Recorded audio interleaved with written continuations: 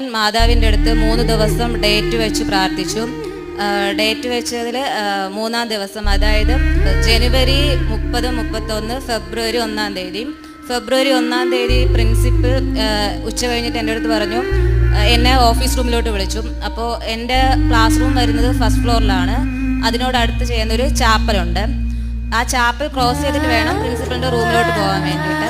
അങ്ങനെ ഞാൻ പ്രിൻസിപ്പളിൻ്റെ റൂമിലോട്ട് പോകാൻ നേരത്ത് ചാപ്പലിൽ നോക്കിയിട്ട് അമ്മേൻ്റെ അടുത്ത് പറഞ്ഞു, 3 ദിവസം ഞാൻ ഡേറ്റ് വെച്ച് പ്രാർത്ഥിച്ചു എല്ലാവരെ പോലെ, ഇന്ന് 3-ാമത്തെ ദിവസം പ്രിൻസിപ്പളിൻ്റെ മുമ്പിൽ നിന്ന് എന്നെ കരയിപ്പിക്കല്ലേ, എനിക്ക് എങ്ങനെയും ഒരു വഴി കാണിച്ചു തരണം എന്നും പറഞ്ഞിട്ട് ഞാൻ പോയി.